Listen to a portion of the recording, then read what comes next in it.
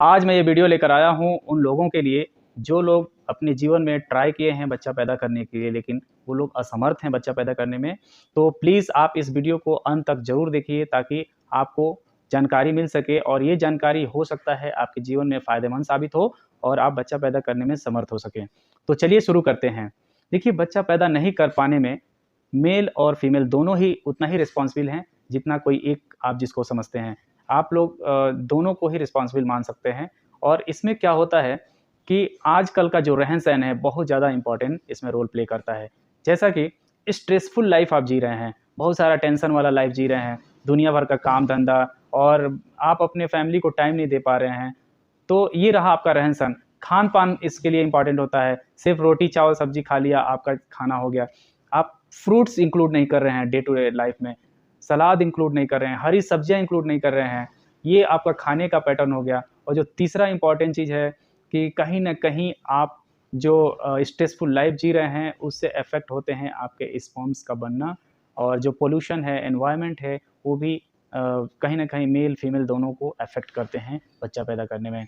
तो चलिए एक जनरल सी बातें हम बताते हैं, इतना साइंस में मैं नहीं जाऊँगा कि बच्चा पैदा करने में लो जो लोग असमर्थ हैं, तो कहीं न कहीं उनकी जानकारी भी कम है, कैसे करना है, क्या करना है और काम-धंधा इतना ज़्यादा आजकल लोगों का बढ़ गया है कि लोग एक-दूसरे को यानी कि मेल-फीमेल, हस्बैंड-वाइफ दोनों एक-दूसरे को टाइम नहीं दे पाते हैं प्रॉपर।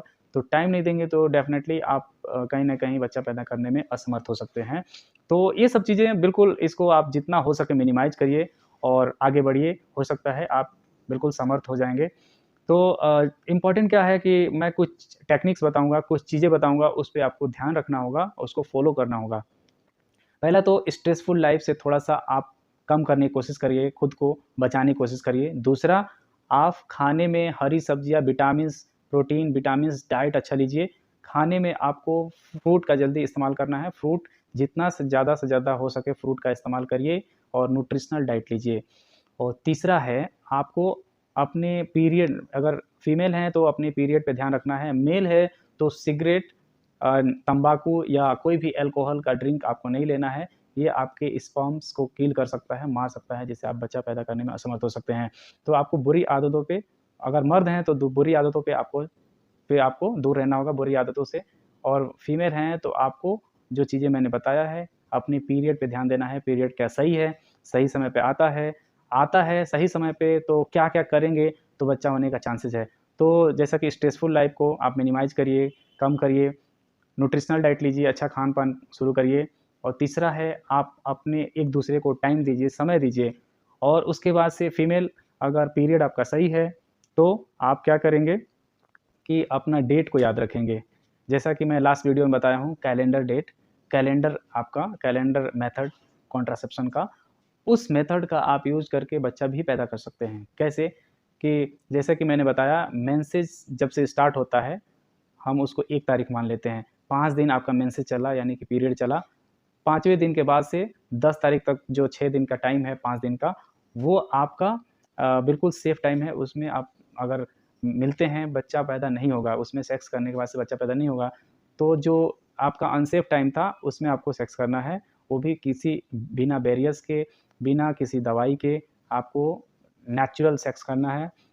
11वाँ तारीख से लेके 21 तारीख तक रोज़ आपको किसी भी प्रोटेक्शन का यूज़ नहीं करना है, लगातार सेक्स करना है।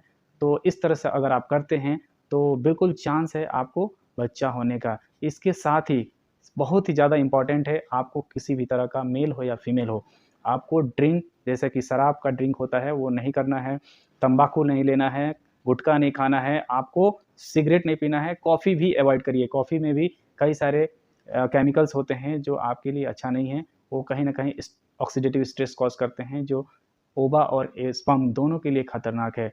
तो आप जो भी चीज़ें ये मैं बताया हूँ इसको अवॉइड करिए और जो चीज़ें बताया हूँ उसको अडॉप्ट करिए और वैसे फ़ॉलो करिए, आप बिल्कुल ही सक्सेस होंगे बच्चा पैदा करने में। साथ ही कुछ दवाइयाँ हैं जो आप इस्तेमाल कर सकते हैं जैसा कि जिसका नाम है लेट्रोज़ोल 2.5 एमजी। लेट्रोज़ोल 2.5 एमजी एक टैबलेट है, 5 गोली का टैबलेट आता है।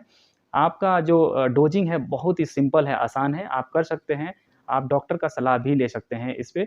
डॉक्टर का सलाह लेना ज़रूरी है क्योंकि कोई भी दवा जो शेड्यूल एच ड्रग है, वो बिना डॉक्टर की सलाह से नहीं लेना चाहिए, क्योंकि उसके साइड इफ़ेक्ट्स या उसका मिसयूज़ हो सकता है। तो ये जो दवा है लेट्रोज़ोल 2.5 mg, ये एक्चुअली एक शेड्यूल एच ड्रग है जो डॉक्टर के प्रिस्क्रिप्शन से ही मिलेगा।